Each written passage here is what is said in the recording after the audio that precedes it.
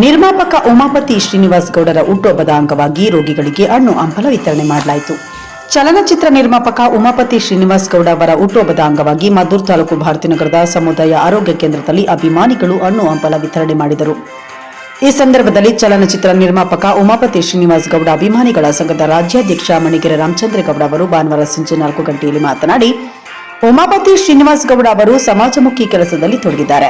ಒಂದು ಸಮುದಾಯಕ್ಕೆ ಮಾತ್ರ ಸೀಮಿತವಾಗದೆ ಎಲ್ಲ ಸಮುದಾಯದವರಿಗೂ ಕೊಡುಗೈ ದಾನಿಗಳಾಗಿದ್ದಾರೆ.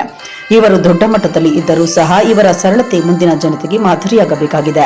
ಎಲೆಮರೆಕಾಯಿಯಾಗಿ ನಿರಂತರ ಸೇವೆ ಸಲ್ಲಿಸುವ ಇವರಿಗೆ ಮುಂದಿನ ದಿನಗಳಲ್ಲಿ ಕರ್ನಾಟಕದ ಜನತೆಗೆ ಮತ್ತಷ್ಟು ಸಮಾಜಮುಖಿ ಕೆಲಸಗಳನ್ನು ಮಾಡುವಂತಹ ಶಕ್ತಿಯನ್ನು ಕರುಣಿಸಲಿ ಹಾಗೂ ಆಯುಸ್ಸು ಆರೋಗ್ಯ ನೀಡಲಿ ಎಂದು ದೇವರಲ್ಲಿ ಪ್ರಾರ್ಥಿಸುತ್ತೇನೆ ಎಂದರು.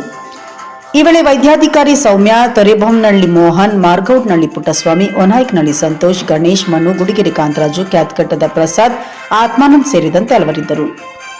ಹೆಸರಾಂತ ಚಲನಚಿತ್ರ ನಿರ್ಮಾಪಕರಾದಂಥ ಹಾಗೂ ರಾಜ್ಯ ವಕೀಲ ಸಂಘದ ರಾಜ್ಯ ನಿರ್ದೇಶಕರು ಆದಂಥ ಉಮಾಪತಿ ಶ್ರೀನಿವಾಸ್ ಗೌಡರ ಅವರ ಹುಟ್ಟುಹಬ್ಬವನ್ನು ನಾವಿಂದು ಅಭಿಮಾನಿಗಳಾದಂಥ ನಾವುಗಳು KM ದೊಡ್ಡಿ ಭಾರತೀನಗರ ಸಮುದಾಯ ಆರೋಗ್ಯ ಕೇಂದ್ರದಲ್ಲಿ ರೋಗಿಗಳಿಗೆ ಹಣ್ಣು ಹಂಪಲಗಳನ್ನು ವಿತರಿಸುವ ಮೂಲಕ ಸರಳವಾಗಿ ಆಚರಣೆಯನ್ನು ಮಾಡ್ತಾಯಿದ್ದೇವೆ.